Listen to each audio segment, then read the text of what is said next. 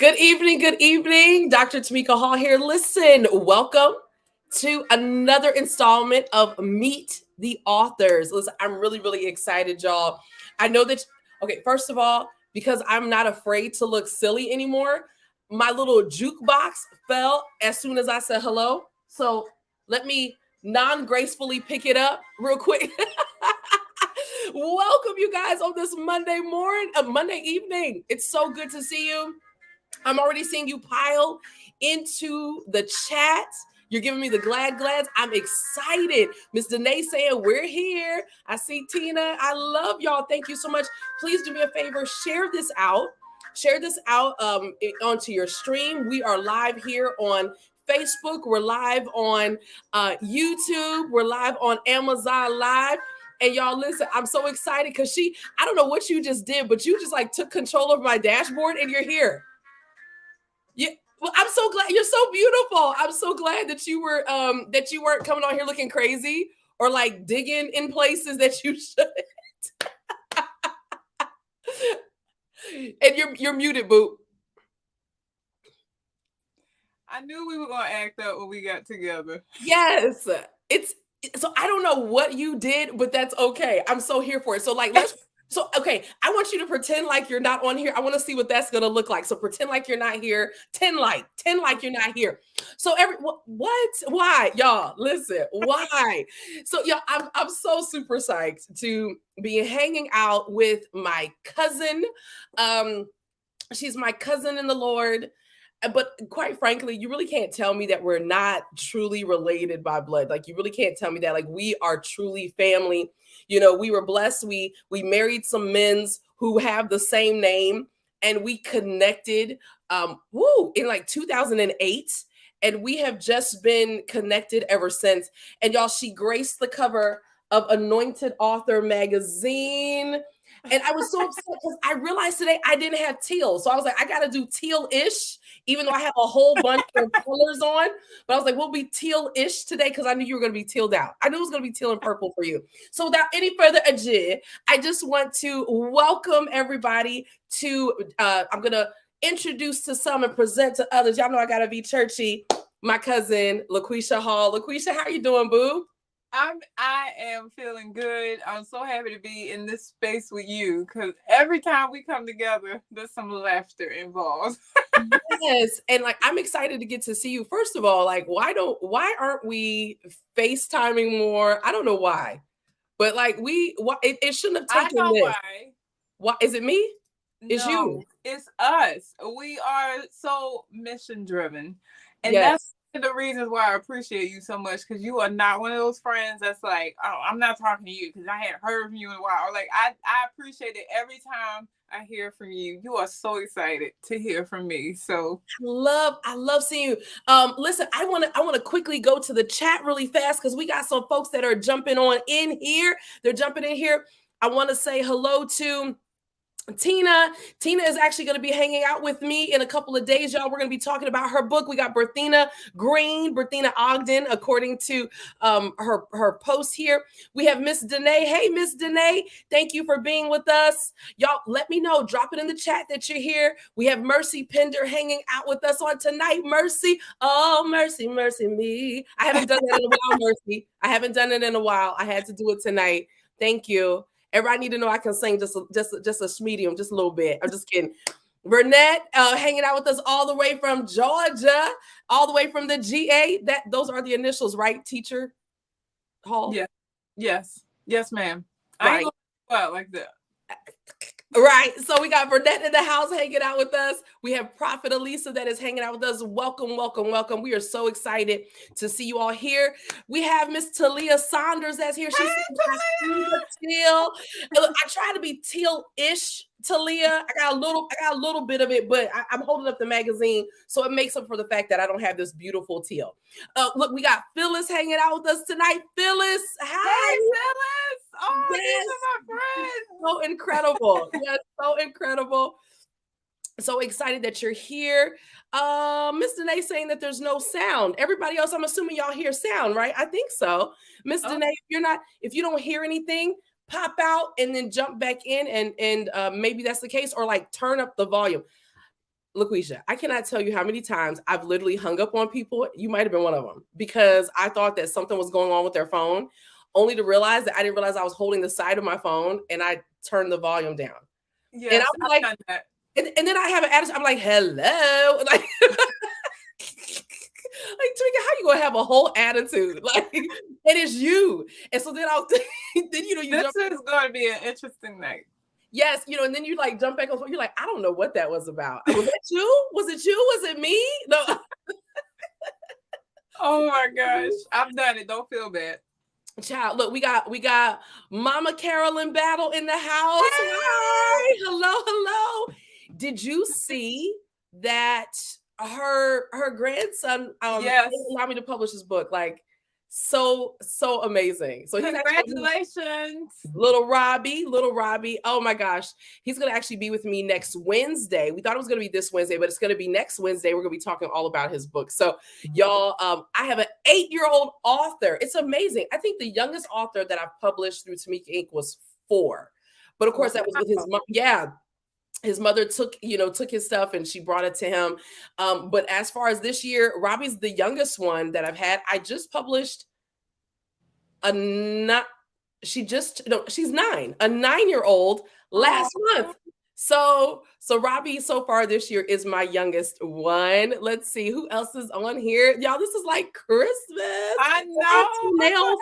They need to be, my nails need to be repainted, but they're teal. I love the teal. I love it. Yeah. So these are my nails. And so also you have the royal blue, which is the color also for April is also Child Abuse Prevention Month. And that's the color. Y'all, who would have known? So these are actually my nails. I don't have any tips on.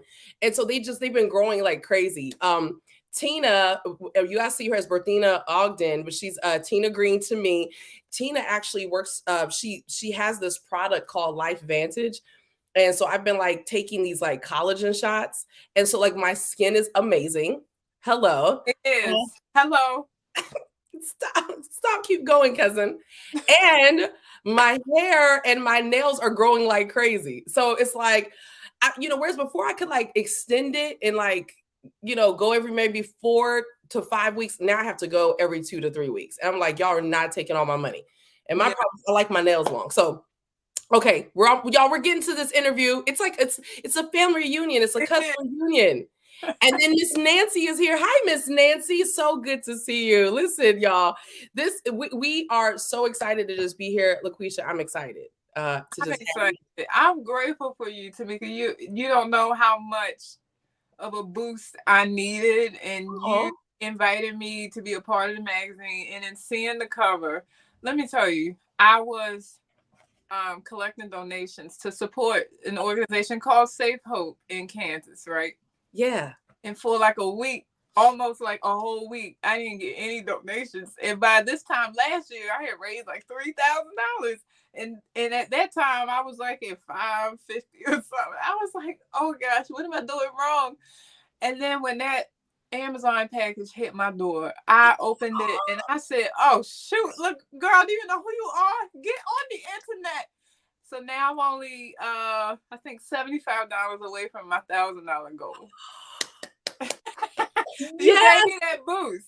I don't know why I feel like close to tears. I don't know. Like I'm just always teary-eyed. I find myself the more I get in the presence of the Lord, I'm like always like on the verge of tears. But God is so good. And I'm gonna tell you that the Lord spoke to me last month, and he spoke for you to be the cover. And if you remember, it was like early last month that I sent you the message. It was like, hey, like I really want you to be the cover, like what you say. And I'm just honored that you were able to do it. And of course, the magazine is Anointed Author Magazine. So we're talking about books, but y'all, for those who may not know, we are sitting here and we're talking about the teal. And so you tell us, why is teal so important for the month of April? I can tell you that anybody who's connected to me knows. Let me tell you something. If there's not one thing I am, it's a good teacher. Yes, you are. Oh gosh. They probably like, oh, sexual assault. They probably typing it right now. Yeah, and yes, and so y'all, LaQuisha, I'm never one of those people who like reads everybody's bio. I just kind of Oh, they don't do that. kind of. Huh? But Okay. I guess if you want me to, I can. No, I don't want you Yo, to. My look bio is at this long. beautiful face. Like, look at this beautiful face. Oh my God. And wait a minute, pause. And I look like my picture. And you look, oh my goodness. Are there twins on the screen? Are there twins? No, it's the same person. Yeah, it's the same person. So just so that you guys know, LaQuisha Hall, she's the reigning Mrs. Maryland International of 2023. You are an artist, like you're an internationally known artist. You're a mentor. You coach. You've been coaching young girls for well over 10 years through Queendom Tea. You're an author. You're an advocate for domestic violence, sexual abuse, and suicide prevention. Let me just keep going because I was gonna stop. You are also the creative behind Confident Canvas, and y'all, we're gonna talk about what that is because I want y'all to be connected to her. Anyone that you've ever wanted to be artsy fartsy, you want to be artistic, you want to pull out that artistic side of you. If you love combining your faith and art, like you got to be connected to her. I love it. You're the founder of the She Rose Awards.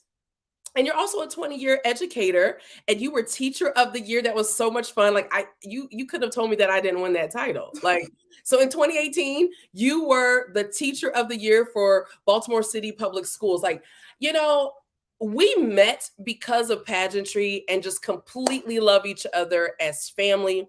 And what I love about you is that, you know, a lot of people get into pageantry and they have a platform. So for those who are not familiar with pageantry, you have a platform. You take on, you know, an issue that you want to champion for the year. And legitimately, like I'm seeing Alicia Shaw here. Y'all, Alicia is Mrs. Delaware for this year. She's like, oh, she's about to give up her title in just a couple of weeks, but she's Mrs. Delaware.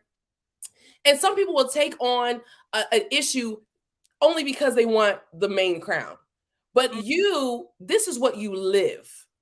You live this. And I appreciate that about you. And I love that about you. So just talk to us about what it is that you do when it comes to advocating on behalf of victims of sexual assault. Well, first, thank you for that compliment because honestly, Tamika, and you know this because we talk a lot privately. I don't need a crown or a sash to do what I do because I didn't have a crown or a sash when I was abused. I literally came from what I advocate for or against. And so as a result of attempting to be an advocate so many years ago, I started with an organization called Turnaround in Baltimore City and County. And I remember tabling at the mall. It was Owens Mills Mall at the time. It doesn't exist anymore. And it makes me feel a little bit old, by the way. A little bit. Just but we were sitting behind a table and it did say real big something like stop child sexual abuse or something on the tablecloth.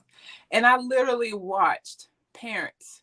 They would read the tablecloth and cover their children's eyes and walk by real fast as if we had something that they shouldn't see.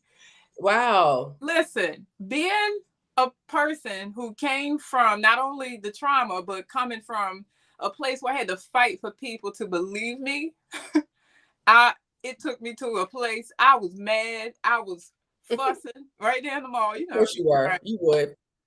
I was younger then too, y'all. I'm getting better. But someone came to the table and this was God, as you mentioned earlier. And I kind of vented to them. I said, you know, I really appreciate you coming over here to get this information. It's so important because people just walking by, they covering their children's faces. We trying to save their children. Like, you know, I did all that with her. And she so calmly said, you know, you're a beautiful young lady. You should try pageantry. And I was like, I never heard this.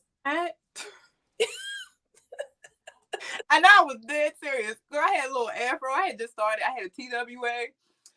I was like, girl, I'm not pageant material. I'm up here fussing right now. Like, I'm not that girl. And she was like, listen to me. You can use the title, the crown and sash to open doors to this conversation. So she actually demonstrated for me. she was a pageant title holder, and she, stood by the table, and there was a child and a parent that was like, look, mommy a queen or something like that, and they came over to take a picture with her. And so she just very kindly, after they took the picture, handed them the information off our table. I said, oh wow. where I sign up at? Yes. History from there. I love that. In all this time, I've never asked you how you got involved in pageantry. Well, when I tell that story, I don't really go into detail because I don't feel like people really want to hear all that. But I know you don't. Interesting. Well, it's interesting. And so like because y'all listen, this is my cousin, so I can be very like familiar with her. Like the funny thing about LaQuisha is she's an English teacher, so she's incredibly well spoken, but don't get her heated. And then you're gonna hear the hood side come out. And it's like, where did that come from? Like, so I can only imagine how you were just carrying on in this mall. Oh, I was. We had these purple t-shirts on that said "Stop It" real big. I'm like, it says stop. Like I was so frustrated. I have learned over the years how to, but not with the afro though. Like, afro. Did you have a scarf like tied around your afro? No, I just started my natural hair journey. I was feeling empowered. Come on. You know how we feel when we cut our hair? Girl, I was ready to go through that mall.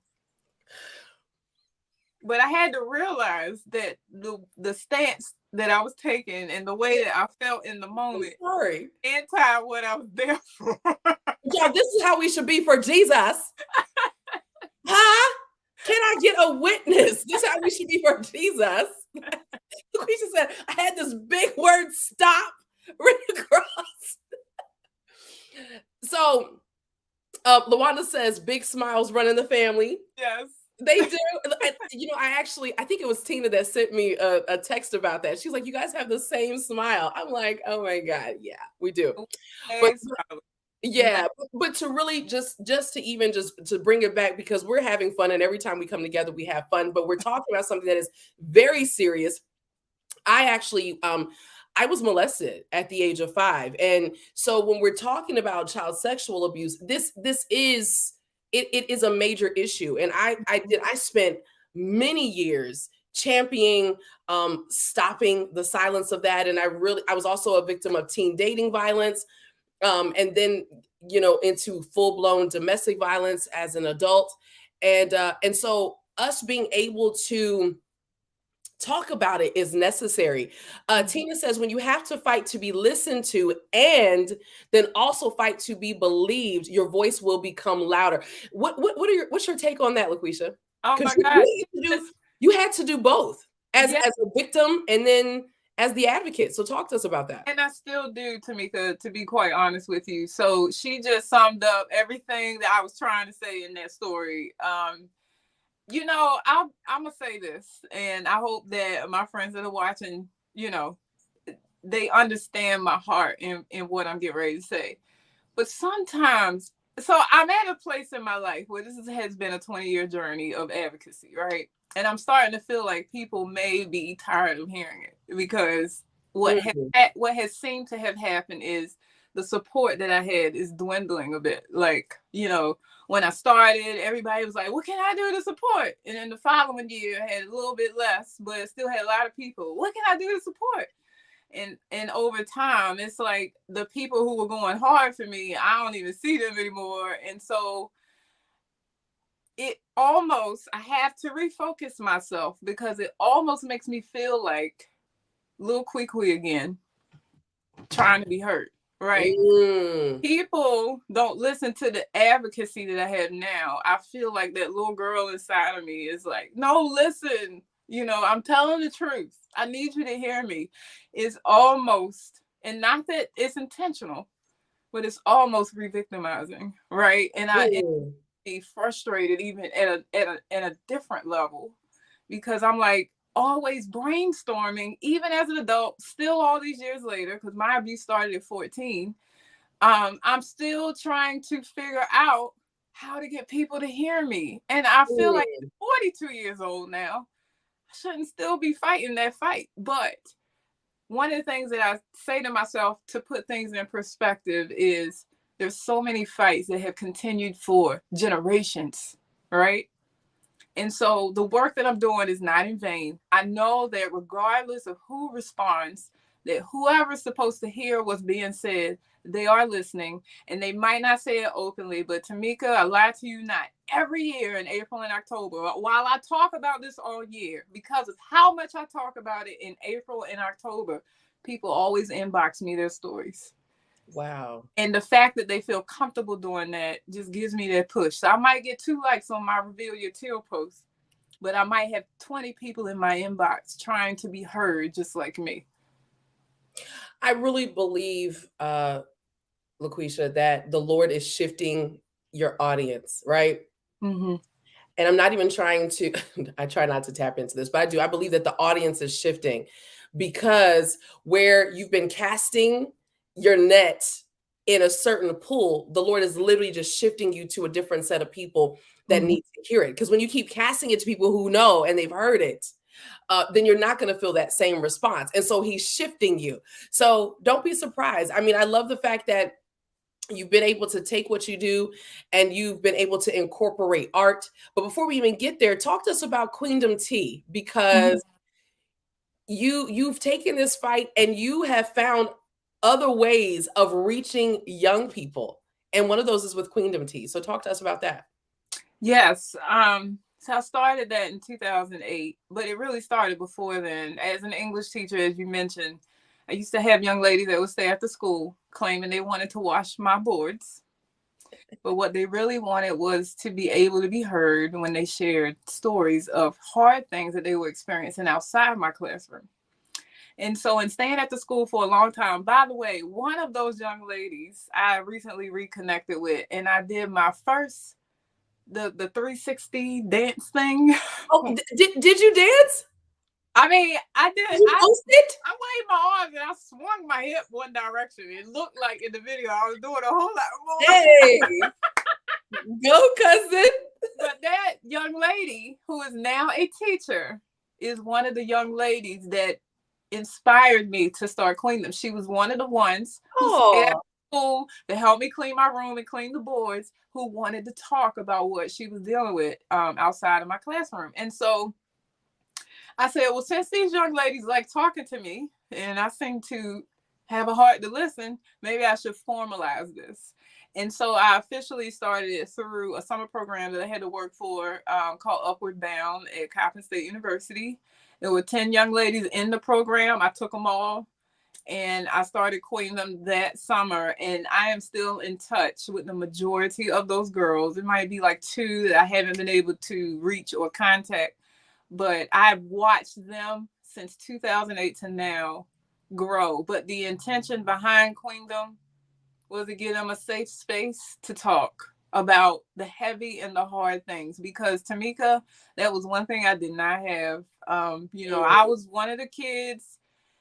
I tried to come home and talk about heavy stuff from school, and I was told, "Girl, go sit down. You'll be all right." And so that hurt. I was like, yeah. I won't be all right. And I struggled through middle and high school because I didn't know who to tell. I had like friends my age that I would talk to, but you're not gonna tell them but so much because you still kind of want to look cool in front of them, right? Yeah. So it was hard. And I didn't want the young ladies that I encountered to have that same hardness. What can we as adults now do to hear young people, to see young people, to recognize that they might be in this type of situation? And even if it's not sexual abuse, just Right. hard things in general, like you mentioned earlier, teen dating violence. I had a young lady who I'm still in contact with who had an abusive boyfriend. What if she couldn't talk to me about that so I could talk her through why he might not be good for her? And so Mm, I think, to be honest with you, Tamika, we have to slow down as adults. It's mm. hard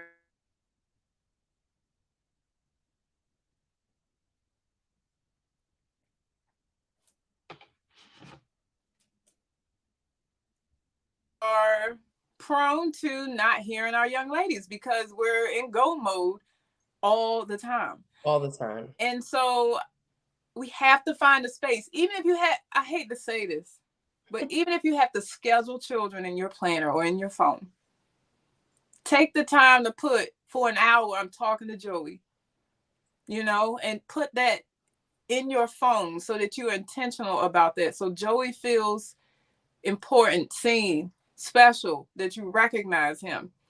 Also, we have to stop dismissing the feelings of young people because they're young. They have feelings. And I feel like sometimes because we're adults, we feel like, oh, you're too young to really understand.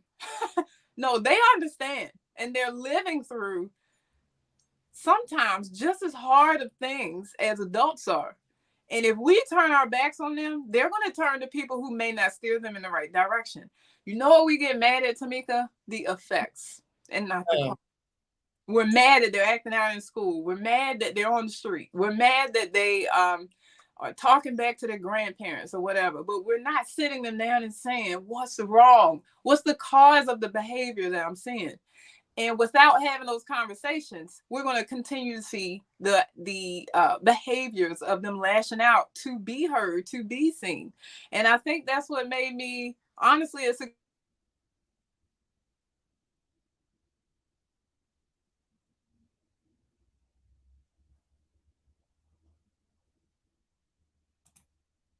they would say to me, Ms. Hall, I don't even know where to start. And they would be teary-eyed. And because I didn't say I wouldn't say anything. It wasn't a time to scold them. It wasn't a time to be like, you just child, you're only 14. I didn't do none of it. I just right.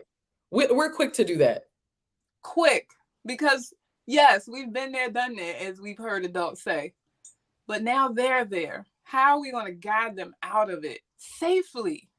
And not just like we kind of do new teachers sometimes, throw them in the pit and see if they can survive. That's not fair. So somebody gonna message me tonight, girl. No, but I think that's really powerful. Even Alicia says she definitely has a heart for the kiddos. And she says she's learning, in terms of like scheduling time, like really being intentional. And I used to work in the school system. And if you remember when, I ended up moving to Philadelphia and I called you and I was like, yo, like this is a whole nother space. And I found that a lot of those babies there, I had one set of students, they were twins. Their father, the child opened the door and saw his father gunned down right in front of him. Oh my God. And so the kids, they are dealing with, like I had one child, I mean, this was 7th grade. I had one child who she was put out of her mother's home and was living in a shelter. She was 12. And so when you talk about the effect, I mean, as you can only imagine what the behavior was like. And then here I am, sounding like this country bumpkin. Hi, like as they're walking in, and everybody's like snarling at me. But when I remember speaking to you, and you kind of gave me some of those pointers, and I learned with the one child, taking him, he knew he could come into my room during lunchtime, and I didn't feel like it because I felt like I needed a break because it was a whole new world for me.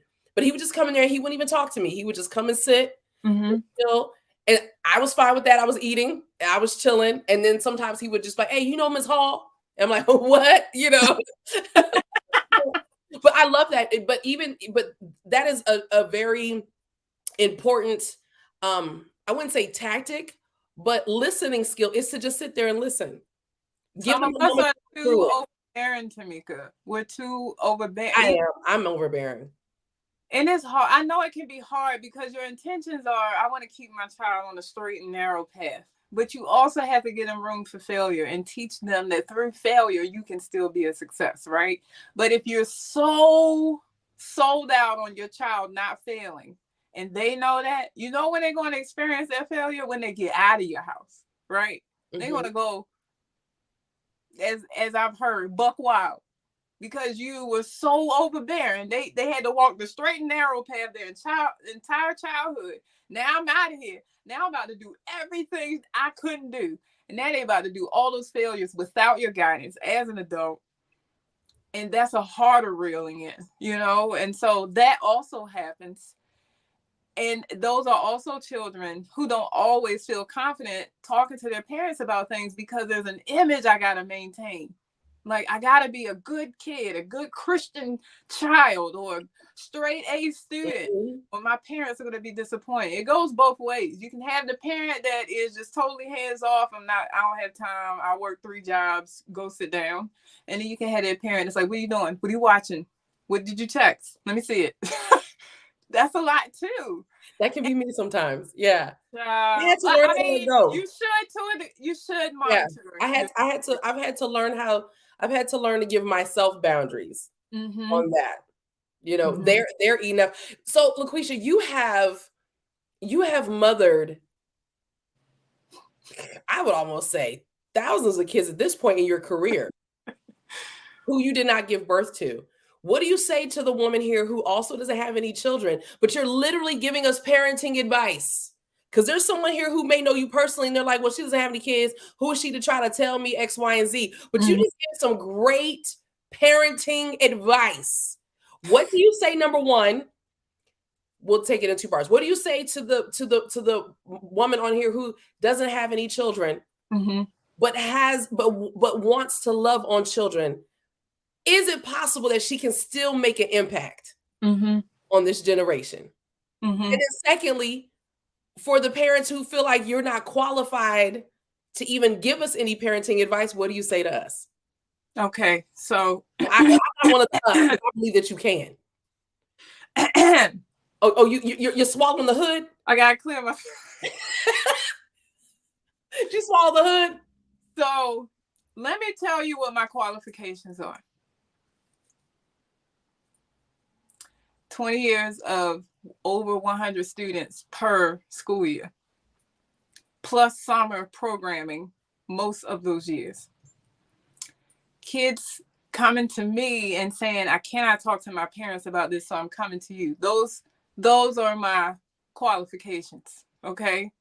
So the things that young people have felt comfortable coming to me with, I'm now taking back to the parent. That's a qualification, because this is information that they didn't give you directly, right? And so when I don't get that. People don't say it to my face anyway. They probably say it, but they say it behind my back. I think people are scared of you. Oh my, I ain't nothing to be scared of. But here's the thing. Please.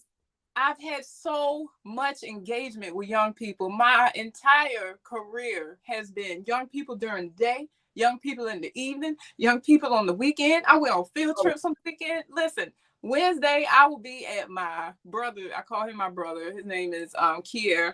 He was the teacher of the year right after me. Wait a minute. Kier, look, he's sure enough your brother, because he jumped on. He said she's qualified. Oh, I didn't know. How about he just posted? She's qualified. That's your brother for real. That's a brother for real. Wait a minute. He turned around. He said, she is young people. Listen, that's a brother for real. He said, listen, he said, who gonna check me though? She is qualified. Oh my gosh. Listen, that's what we do for each other. I love him so much. I will tell you, God has given me a group of people who will not let me falter. Those errands, you need those errands in this work. Come on. But I've done so much with young people. I've watched the patterns. I've researched what it takes to support our young people so that I could be better as a teacher, so I could be better as a mentor. Let's be real. Not all parents sit down to research how to be a better parent, right? You don't. But that was a part of my job. So I have learned in multiple ways, through hands-on and through literature, how to better engage our young people and keep them close to us. And so that's what I would say to a parent who is like, you haven't pushed. Well, I have pushed children. I've pushed them in ways that a lot of other people have not. And those young people still come back to me. Tamika, I literally, oh my gosh, I wish I had it in my room. I literally went to an event on Sunday. A mother of one of my former middle school students wanted to meet me. They had something for me. And it was, you probably saw it on my feed. It was a rhinestone tumbler with my name on it. It is absolutely gorgeous. Yes. She came to me when the mother got out the car to come to me with the box. The daughter opened the door so fast, yelling, "Miss Hart!" This is in front of her mom. She jumped out that car and hugged me so hard, I didn't even get to see her face, right? And her mother, I heard her mother say on the side, "Look at her smile." And she was talking about her daughter. That was a connection that her daughter and I had. She didn't feel threatened. The mother didn't feel threatened. She didn't feel like I wasn't qualified to hug her in that moment. You know what that mother says about me? And she has said it multiple times on posts just within the last 2 days. I don't know where I would be if you weren't there for her in her school years. And so I think if people stop looking at qualifications and look more at village, how has this person supported me in raising my child? Then we can come together collectively to better uplift our kids. She didn't see me as a threat. She didn't see me as competition. She said, this lady is a part of my tribe of people that if my child get out of pocket, I'm going to call her, him, and them to get her back on track. And for years, she has done that. As far as those who don't have children, absolutely you can make an impact. And I think sometimes even more of an impact because I am able to come home and be in a space where I can decompress. I can strategize. I can visualize. I can become a visionary again. What can I do to help our young people further? And then when I get up that next morning, the devil is mad because I'm about to implement everything I saw. Come on here. Come on here. Absolutely. I love it. Alicia says, I pray my girls get a teacher like this in their lives. I love that. Kier says, blood isn't always red. Blood is love. And that is how some teachers become parents or like family. Blood doesn't define us. Love does. And I think that's important. I think that's a lesson. Everything that you said, we have Kier that's also spoken. You say he's a teacher of the year also.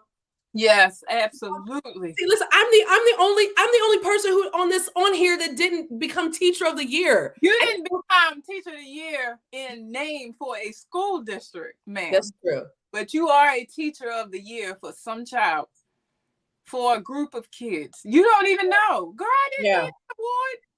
Yeah, this is true, but hello, I like awards. I like certificates. Give me my basket of fruit. Thank you so much for affirming me, cousin. But I like awards too, and I want to be able to say, I need to go teach for 1 year and see if I can win. Like, no, I'm just kidding. What y'all do is you're just so deserving of it. But we can really take so much from this. Alicia also said she said she needed this tonight. We have Prophet Elisa, who she said she has blessed me as a parent, and Prophet Lisa actually has adult children as well, and so, but I think as a collective, we need to know this even about each other. Now, we were talking specifically about the parenting piece, but there are many people, we sit on the pew at church with people every single week, and they need a sister and they need a brother, they need to be loved on. We have, I know, but we have this, people are we are needed. We need a village, not just for our children, but even for ourselves. And there are people, since we're talking about the child sexual abuse, or sexual assault in general, who have these open wounds that have never healed. They've never even scabbed over. And we wonder why people are going through life. And like you said, we're looking at the effect. I look at that as even as adults, we're looking at the effect and we're not saying, okay, like, yo, what's wrong with you? Like, what's the deal? How can I love you? How, like you talked about going home and strategizing. I'm gonna be honest with you. There were times where I just wanted to come home from teaching and I wanted to shut things out. I didn't sit down and say, let me strategize. I mean, most of the time I did. But you have children as well to me, because you didn't say that. But still, it's just the whole point that most of the time I did, because honestly, I felt like I was walking into a battlefield, like when I was in Philly. You were. That's every day. Yes. But I look at y'all, how many of us we go into the workplace and we have the boss that gets on our nerves, or we have the person in the next cubicle, or the person in the next classroom that gets on our nerves. And I'm gonna tell you something. I had someone, they were a family member. It's been a year now, but this person they started lashing out at me because I set up boundaries, right? Like, it's okay for us to have boundaries, friends. You can love God and still have boundaries. And so this person started going online and attacking me, and they were saying like she's not a prophet, and like this was a family member. And and for a while I was kind of walking around, like I didn't retaliate. I just blocked them. And I was like my mother, or close friend. I found myself being like, oh, she's like this because of such and such and such and such. And one night the Lord said to me, but have you prayed for her? He said, you've been diagnosing her. So he said, everything that's wrong with her. Have you prayed about it? I said, ooh, no, no, sir. Like that. I call him Papa. So like he talks, he knows how to talk to me. But I just was like, no, sir, I didn't. So we sit around, we diagnose children, we diagnose the sister in the pew, we diagnose the usher who has a bad attitude. I just gotta say though, if you're an usher, please check your attitude at the door. You're the first person that people see. So I just want to put a plug in there for some pastors out there. Y'all, you're the first one we see. Stop being mean to people because you didn't want to usher today. But I'm just saying, we walk around, we diagnose people all the time, and we don't stop and pray for them, which is a strategy. Prayer is a weapon of warfare. Yes. And we are not pulling out our arsenal. We're not pulling our stuff out. We're not pulling out our weapons of mass destruction. Absolutely. Absolutely agree. Girl, there was so many points in there where I wanted to jump in, but I said, look, let me. Kier says the body keeps the score, not just a book title, but truth. We can't always see invisible hurt, but we can exude and be loved. That's free. That is free. That is free. That is free. Let me tell you something also. Kier is a wordsmith, like in a way. I'm seeing this. Does Kier have a book? Does he need to be in the next magazine? I'm so glad he's here, because when we get off, I'm going to screenshot all his comments. Yeah, these are good comments. Yeah, you'll be able to use these in all of your upcoming interviews and everything. Like, I love that. The Lord shows us so we can pray, not just so we can know. Come on. And the Lord reveals it. He reveals things to us so that we can do something about it. And sometimes it is about prayer. So, okay, let's kind of shift a little bit. So here you are. You suffered child molestation starting for years, starting at the age of 14. You dealt with people not believing you. You dealt with having to scream with no voice. You dealt with all of these things. And then you find the courage to speak. When did you know it was time to speak? When did you know you weren't going to be bleeding on people, but that you would actually be a conduit of healing? So you remember I told you about, I asked that lady at the mall, where do I sign up for this pageant? Yeah. Well, even at that time, I was just volunteering for organizations. I was not telling my own story. In my heart, I was like, I want to help, but I still wasn't in a space where I wanted to share. And so I signed up for the Mrs. Christian International pageant, following behind you. I found you online, and I was like, woo, Black girl in a pageant. Let me sign up. And it was Christian. Girl, I was apostolic then. Yes, listen. Nothing, okay? And signed up for the pageant. Had no idea what I was doing.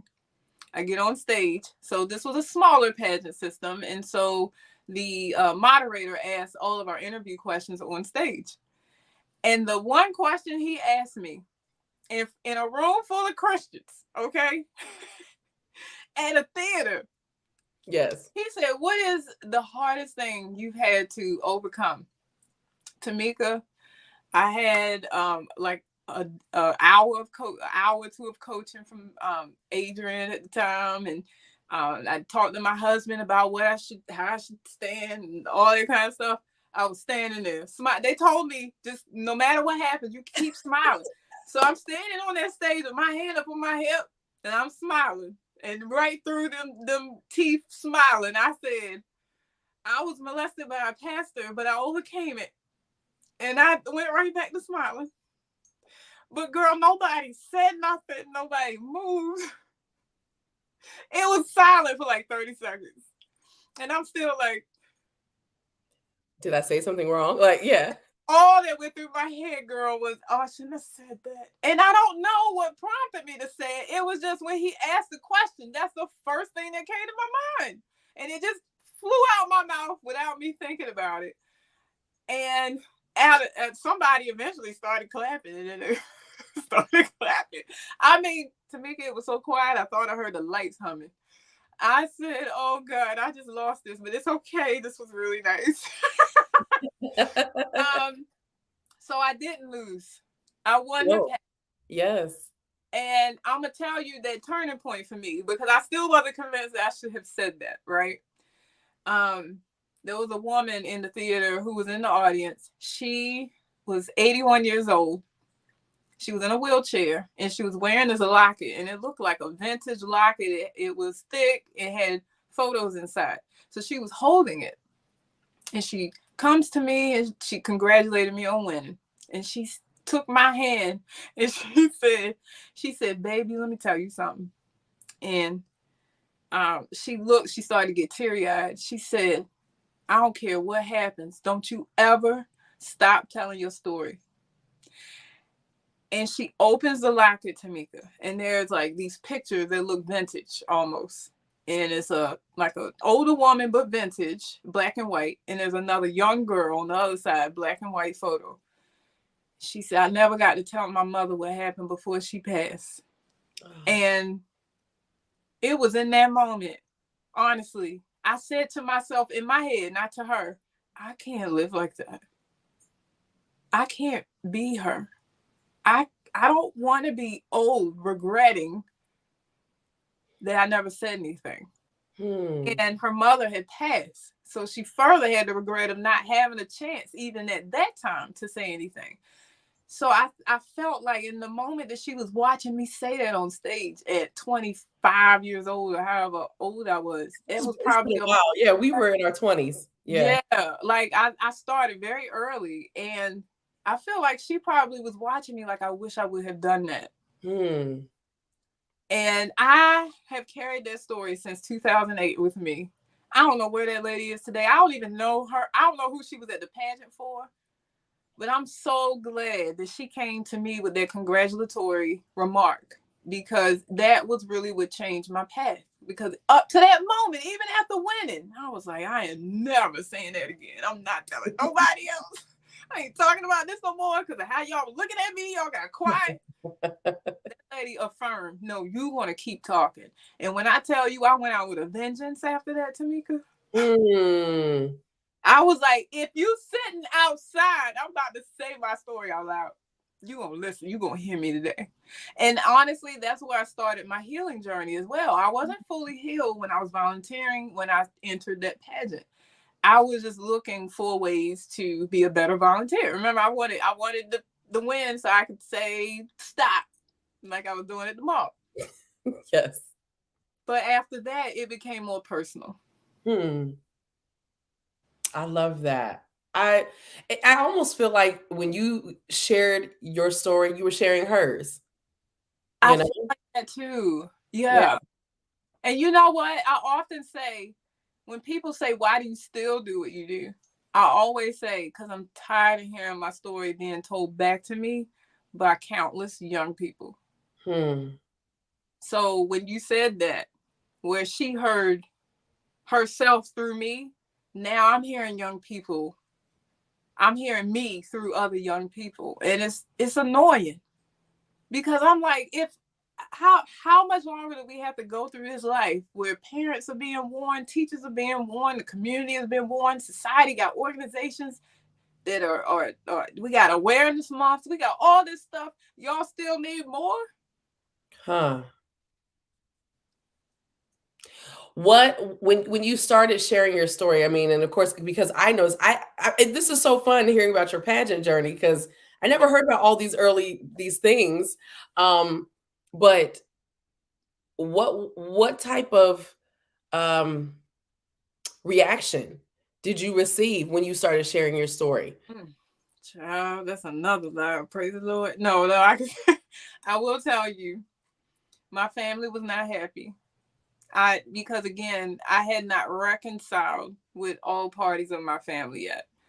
Um, it was still very much, we don't talk about our business in public, right? And so even at 24, 25, 26 years old, the expectation is that you don't go out here and talk about our family like that.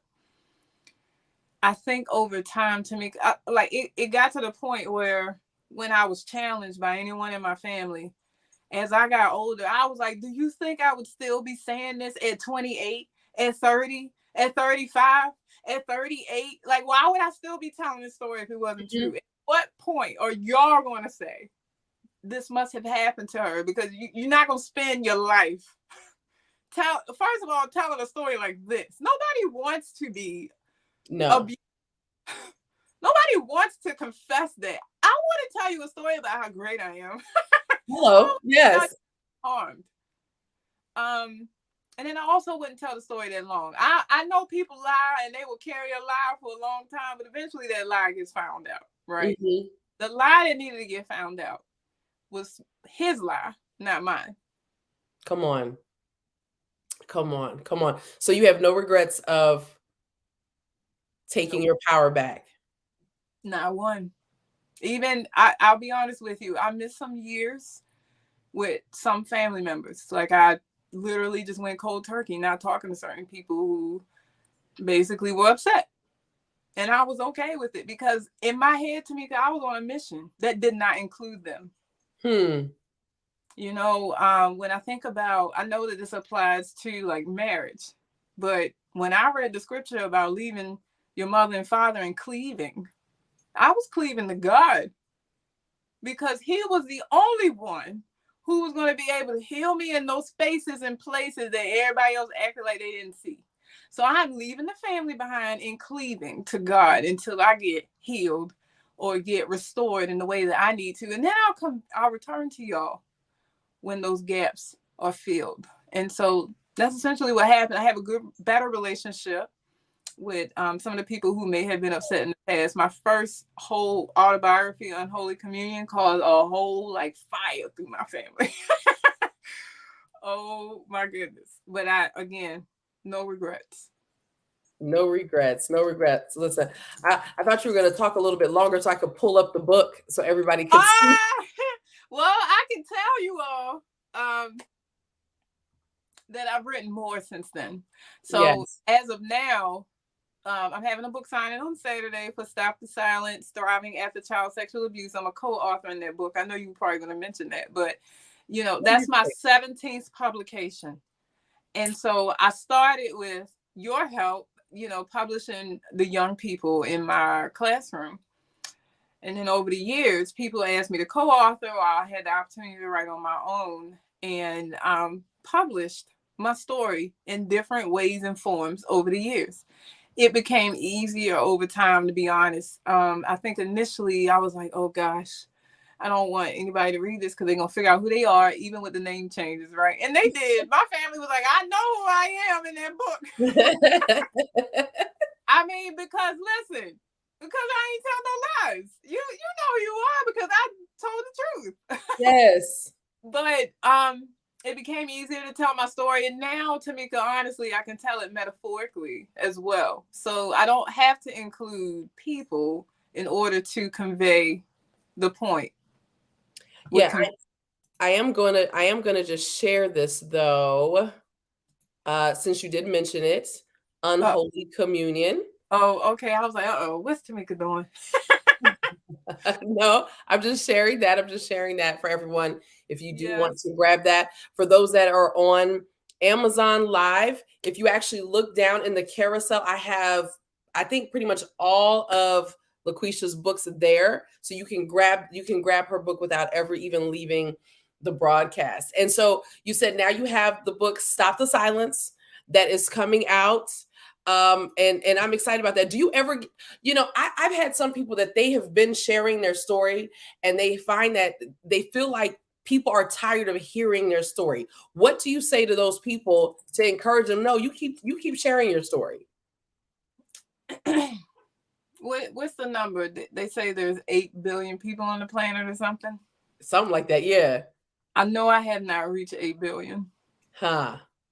That's all I can say. And sometimes the discouragement comes from basically what you mentioned earlier, is we're casting our net in the same pool. So trying to find different parts of the water to cast your net in. Maybe not just your Facebook friends, maybe move to Instagram, maybe move to schools, maybe move to community centers, move to your church. There's so many people. When you think about the statistics, it's 1 out of 3 girls and 1 out of 6 boys, and every 2 minutes, someone is sexually assaulted. So when you think about that, you not only haven't reached all the people who exist, you haven't reached the people that are going to be harmed.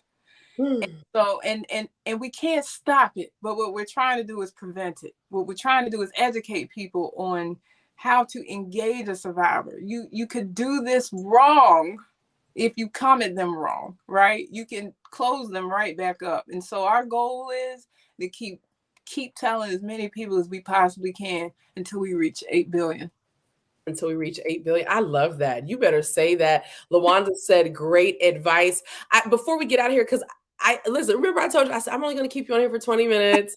And I feel like we laughed for probably a good 20 minutes. But I just have so much fun when I get to see you. So talk to us about Confident Canvas, because really quickly, I want to share that what you're talking about in terms of your launch is the fact that you're doing your book launch and you're doing a journal class. So share with us exactly what that is so that people can be connected. So y'all, if you want to be part of that, the class is being held this Saturday. Admission is $40 and you're able to come in. It's a book launch and it's a journal class. So talk to us about that before you go. So Confident Canvas is basically what I name all of the artwork, the art initiatives that I lead. So under Confident Canvas is my collaborations with Bible journaling brands like Illustrated Faith, planning and planner brands like Erin Condren. I have established myself in the art community through my own art, but also I use the art community to help spread awareness as well. So I started 2 campaigns: Reveal Your Teal, which is happening now. It's every April during Sexual Assault Awareness Month. And then in October, I host Restore Your Royalty for domestic violence prevention. And all I ask is that artists use those colors to create and share their work online alongside the hashtag and with empowering captions, whether it's inspiration, statistics, resources, what have you. Because Tamika, we both know it's not safe to go on a website and look for help. Right. But what is very common right now is everybody scrolling through social media. It's not suspicious to see you on Facebook or to see you on Instagram. And so if we can put things in the caption that might push someone to make a decision that can save their life, that's the goal.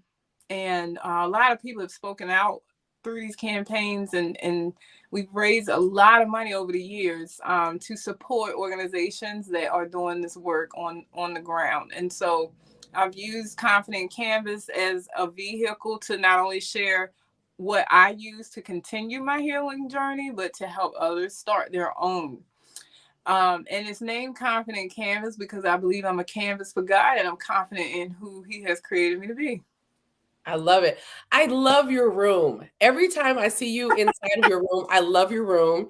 And it's so funny. So when I got my own apartment and stuff, sometimes Andrea, that's the oldest, she'll walk through here, she'll be like, you just have so many colors. I'm like, leave me alone. Like, this is my space.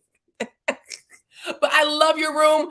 And even your room at when you because are you in the classroom now still, or are you kind of like administration? I'm coaching now. No, child. Yes. I don't be no administrator. Praise the Lord. But your classroom was always so gorgeous. And like y'all, she had the prettiest classroom. I mean, I remember the one year that I was like so inspired. I think you had the walls painted orange. Like, and then you had the section and you had like this, like the African print all over the place. And then you had like bean bags.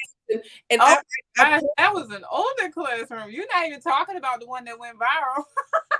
don't know if I saw that one. I Yeah, fell in love with the orange classroom. I had a classroom that I painted on it. Basically, I was trying to inspire them to go to Morgan if they chose to. But I had the orange classroom, and then years later, I had the one.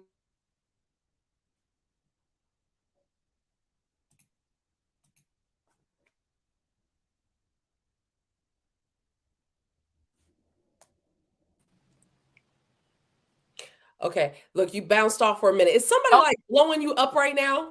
no, not at Okay, all. I would say stop calling her. She's on a call with me.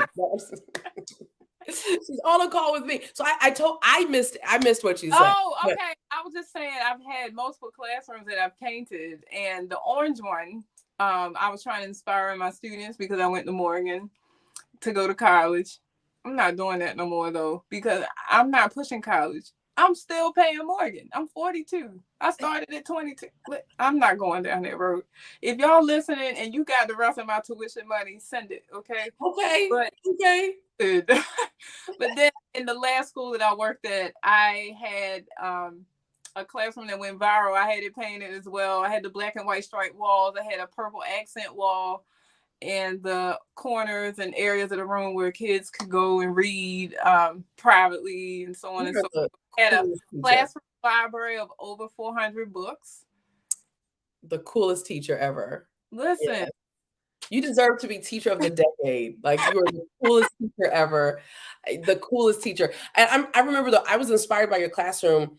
And at the time, I was kind of like almost in a dean position at one place. And so I bought some bean bags, and even adults started coming into my space. And I Mm-hmm. didn't have a big space. I was, where the kids, when they got in trouble, like they were like, listen, Miss Hall. Yep.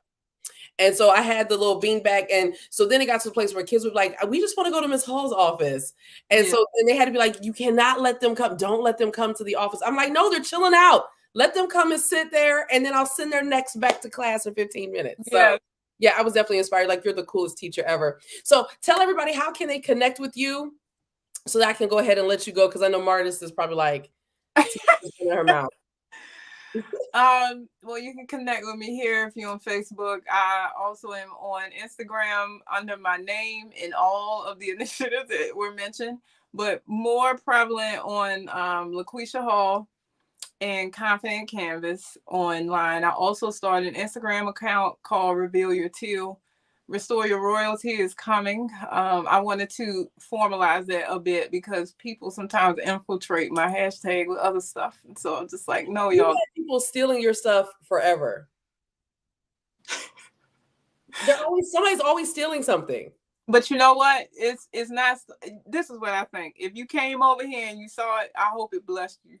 I hope that what you saw, you're now employing that with your children. So that's how I take it now. That's fine. I'm cousins. Stop stealing her stuff. You never heard her reveal your teal before she did it. Stop stealing my cousin's stuff. Okay. I'm just no, but I agree with that. I agree with that. Alicia says I love her room too. The colors are pretty. And so wait, is there any other part of your house that's like that? Did Martis just let you just do what you wanted to do in the house? I'm glad you asked. Yes, because I think right now Martis is just like, whatever, LaQuisha, do your thing. Yeah, basically. Yeah. So our bathroom is teal focused. We have a purple couch in our living room, purple and teal accents. Like the whole house for the most part is purple and teal, all inspired by what I've had to overcome. But he got the basement LaQuisha. because that's his man cave. So he got all his little. The basement literally extends like the whole span of Yeah, the house. it's got a bathroom, a jacuzzi. Like it's big. Oh, whatever. Be quiet, Martis. Yeah, Or go downstairs. After all this time, I haven't been over there yet. I'm coming over. Come over. I'm gonna spend a weekend. I'm not gonna cook, but come over. Martis cooks. He cooks, yes. As long as you know, because when it's my guest, they're expecting me to do something. Girl, I'm just gonna be cute. I have no expectations. Look, I just looked down, I saw all these laughing reactions. See, my friends know. Don't come over here looking for no food from me. But I will tell you, Tamika, I expect nothing. I'm about to try charcuterie boards. Charcuterie. Mm-hmm. Charcuterie. Don't you Yeah. love saying it like charcuterie? No, I don't like saying it, but Why? because I'm always scared I'm gonna say it wrong. But I got this group of friends that got me inspired at that retreat in Kansas. So Yes. It's all about the charcuterie board. I'm here for it. You're stuck again. You're stuck again. oh Here. my goodness. So I just got a message on my phone that said there was a connection issue. It was nobody calling me. Yes. Listen, look, Alicia said I don't be cooking either. Listen, I expect nothing. I expect nothing. I just want to hang out. Like, And we're gonna be hanging out soon at your event. yes, in October. Yes. So for those of you that are coming to the She Wins Healing Retreat, LaQuisha is coming. She's going to be doing a little workshop for us there. So it's definitely going to be a great time. We're in Virginia. We have a lakeside, this beautiful lakeside, I guess like little mini mansion, I guess that we have. So yeah, we're gonna be on the lake. I'm excited. Lawanda says, "Oh yay!" Lawanda's gonna be there. Alicia is gonna be there. Prophet Elisa's gonna be there. Tina, who's on here, is gonna be there. Yes, yes, yes. I appreciate you spending an hour with me. I did it. I really wasn't trying to. Oh, hold on a second. Angela says, I anticipated this amount of time. It's okay. I know. Well, listen. Angela says we did a massive charcuterie board for our daughter's wedding last year. I want to do a charcuterie board because I want to make the pretty like roses out of pepperoni. Even though I don't even eat meat anymore. I'm just like fish and stuff right now. But we can still charcuterie it up. I just want my husband to walk into the kitchen and see something really pretty laid out that he gets to eat and he didn't make it. And it's going to be because I did it. And I'm ready to do it. I'm still learning like what. When I do my first one, all y'all going to know because y'all been laughing at me for years. But I'm going to take all the pictures of that and post them. No, you need to do video. You said we need to see you put this together. No, listen, I'm good. I'm good. I already know. I know you're that one friend. Like you're not gonna cook. Like I'm here for it. But I know you'll take me out to dinner. Absolutely. So I don't even care. My thing is, I know I'm gonna eat when I'm around you. Because LaQuisha is tiny, but she eats. Like you will eat. Girl, I had a friend one time. They said, girl, eat all you want. So they were like, leave. Like we have no more food left. Like oh, Alicia says, yay, I get to meet her in person. Yep, you get to meet her in person. She's gonna be hanging out. Oh, Angela says, come see me. I'll feed you both. Angela, are you in Maryland? Oh, she's in Oklahoma. But you know her. She's been in the pageant community as well. Y'all are probably connected. Really? Yes.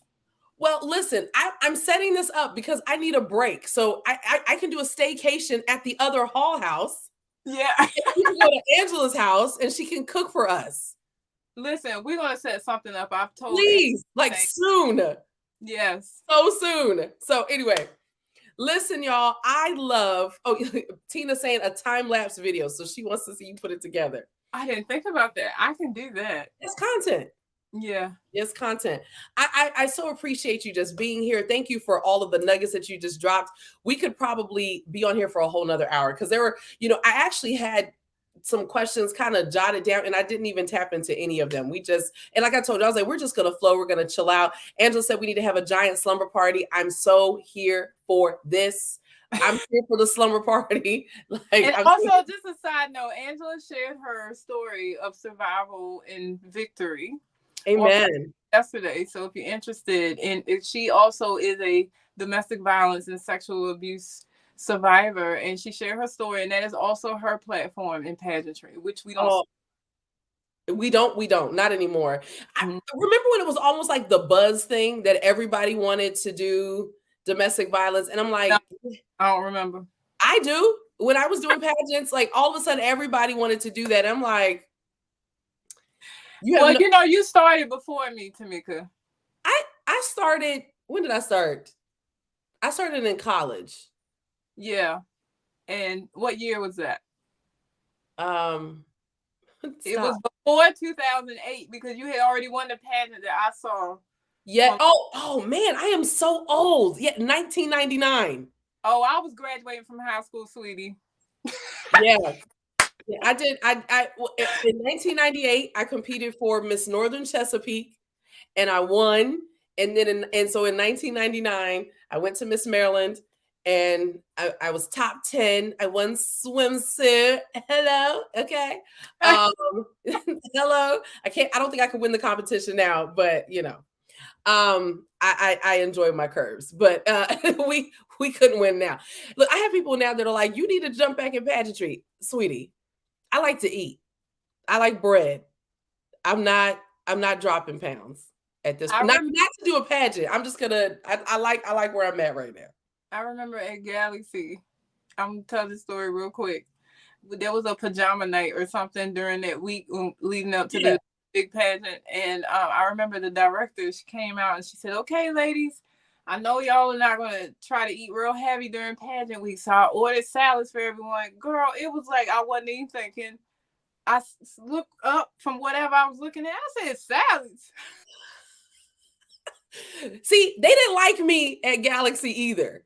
I rubbed them the wrong way, so I know you rubbed them the wrong way. Girl, no, but she started laughing. She started laughing. She said, "LaQuisha, I'll get you a pizza." I was like, "Girl, I came to eat." Girl, no, listen. The year I went to Galaxy, and you were first runner up that year, weren't you? When you went, girl, you couldn't tell me I didn't win that pageant. That was my first big nationals. It was my second pageant ever. But it was my year. I think I was fourth runner up. Yes, I was not happy. I wanted to like throw everything at everybody. Thank God for growth. Amen. But I didn't eat though. Like y'all, and so then I didn't really eat a whole lot. Yeah. Yeah. We had some strict directors too. They were on us. They were trying to make sure that we were our best selves there. But like I definitely was not in a space where I was watching or monitoring anything. I just wanted to go and compete. And you know what the good thing for me was no one expected me to do anything because I was new to pageantry. So they were just like, "Oh, hi, LaQuisha." Like you're a non-factor. Yeah, you were like, I got on that stage and showed out. Okay, listen, it was the walk, it was everything. Killed it. I was like, come on, Maryland girls. We like put Maryland on the map at Galaxy. We still put Maryland on the map. I don't care what nobody say. The DMV in general, we are always powerful wherever we go. Yeah. But also we got to include Oklahoma too, because that's where Angela is. Okay. Add her. You're in the club, Angela. Wait, then how am I gonna have a slumber party, Angela? We're gonna work it out, Tamika. Oh, look, you had me excited. I'm like, listen, LaQuisha, I'm coming in May. I'm like, May is next week. We got a couple. Give me like 3 weeks. I'm coming. We go get in the car. We're gonna drive over to Angela's house. We gonna go to Angie's, and we're gonna make something happen. Neither one of us are afraid of jumping on a plane. So not at all. And Angela, I cook too, Boop. So I can cook for you also. Okay, let's see here. Tina says, just so all of you know, I have designated myself a pageantry poser, and I'm going to bum rush y'all slumber party and charcuterie party. I love it. LaWanda says she loved this interview. This was fun. This was a lot of fun. It's been a lot of years since I've had you on my show too. Yeah, because guys, when I couldn't get any guests on my show, like you were the best. You were like, I'm like, cousin, you want to come on my show? And you would jump on there before anybody cared about Tamika. You were always a guest. We have come a long way together. Girl, me with my busted up wigs, honey. Listen, me trying to I did a pageant with my afro. Now, there's nothing wrong with doing a pageant with your natural hair, but there was this one year, I wish somebody would have told me, like, shape it up a little bit at least. Was that after you came back from Switzerland? Yep. Right, because you were fight the power. And child fighting it, okay? Tamika, we gotta have these conversations.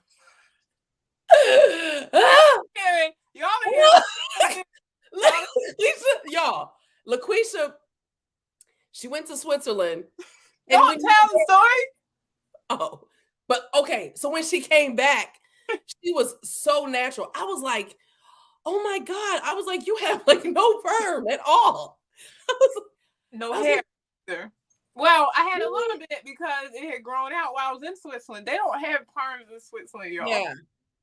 So that's what made me think to myself, I think I can do this. Because that's all I was looking at for a month was this new growth and I couldn't do nothing about it. You would think I would have gotten my hair done before I went over there. No, I thought I could wait No, till I you no, but the thing is, like, you already knew what you were gonna do. Like, you were already set. And Yes. I was like, so you're not like gonna get a perm before you before you go? Nope. And right before I left, I was at a Heal Woman, Heal Nation event with Mathina. Yeah. All women walk in with this large afro, and it further fueled me to maintain it. Because, honey, trying to comb through perm and natural hair at the same time. LaQuisha, you're honestly though, like your hair has been inspiring ever since. Like, listen Took now. on its own mind when I took the chemicals out. Alicia said she said I was always here for the LaQuisha's hair, like the LaQuisha hair. Literally, LaWanda said, "How's she gonna reminisce in agreement?" No, y'all, listen. We went through some stuff, looking like a mess, y'all. I used to look like a mess. Oh my God, oh my God, like oh my Y'all, God. listen. But you know what? In all of those messes, we were confident because we were conquering things that people couldn't even fathom. You know what I mean? Like Yes. people were still struggling with. So I might not have had on the best wig or the best. I didn't put my afro all the way out, but you couldn't tell me that I wasn't beautiful because I overcame something that somebody looking at me and judging still hadn't even talked about yet with anyone, right? So that's what I think made the difference. We didn't care about stuff like that as much as we did. Maybe other people might. We were on a mission. We still are. We really overcame a lot of stuff, and I feel like we always kind of walked into situations almost like the underdog, like you We did. said, and people were like, oh, okay, Yeah. and I feel like we've definitely evolved and we've found our identity. And like you talked about how when you first jumped into pageantry, like y'all don't understand when she said she was apostolically, like y'all, she was show enough. All right. We're not telling those stories to me. We not. You are a fashion icon now. You are an icon living. I can feel it. I can feel it when you said she was show enough. I can You feel were. it. Don't say But honestly, remember, and this is not even being funny, but this is just so that people can understand. Look, Eunice says yes, she was. Yoni. Hey, Hi, Crystal. Crystal says, "Hey, Tamika and LaQuisha. Hey, boo. How are you?" No, but in all honesty, like we dealt with a lot of ridicule from the church being in pageantry. Mm-hmm. The both of us did. Like we really went through it. So to go from us, but listen, I use pageantry to help me with these hard conversations around sexual assault, domestic violence, because was I church? What you say, huh?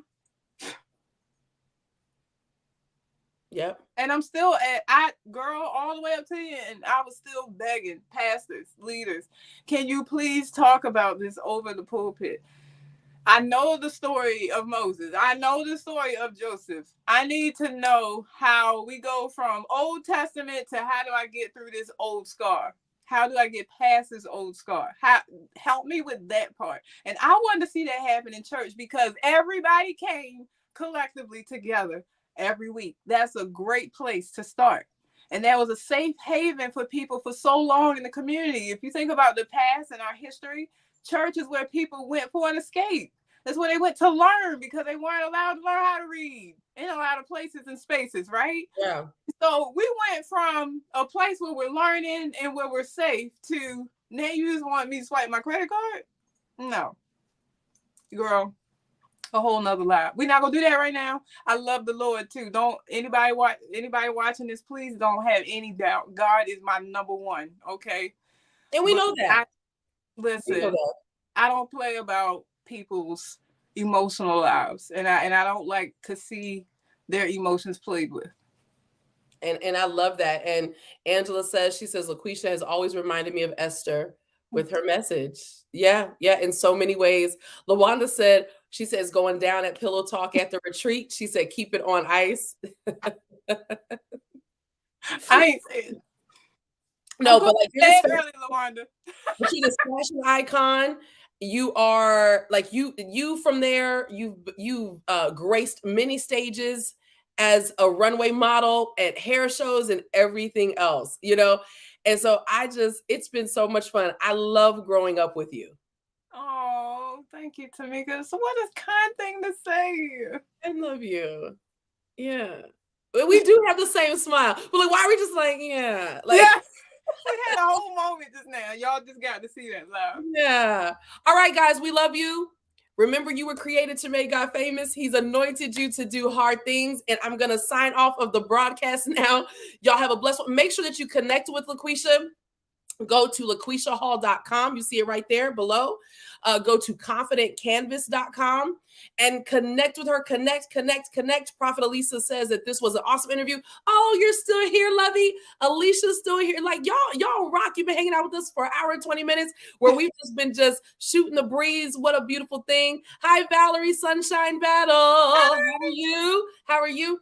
Thank you guys so much for just being here with us. Tomorrow, I'm going to be here with Ty Grace, and we're going to be talking about her devotional. It's a 12-week devotional, and it's called What's His Love Got to Do with It? And if you have ever struggled with whether or not you are loved, then you know that God's love has everything to do with it. And so I cannot wait to connect with you guys. If you have not grabbed your copy of Anointed Author Magazine, there are things that we did not talk about that LaQuisha has in here. And y'all, I call her the Chainbreaker. And I know that by the end of this interview, like you've seen it, she is the chain breaker. When I was designing the cover, I was like, Lord, she is something. He was like the chain breaker. Like, so that was the Lord. You are the chain breaker. Hats off to you, crowns off to you. Excited. I love you all. I love you. Oh, sorry. Mercy says the interview was an amazing interview. We thank you. We thank you all for being here. Thank you for all of my friends over on Amazon Live. Thank you to those of you on YouTube and on Facebook as well. You rock my whole life. Y'all have a good evening.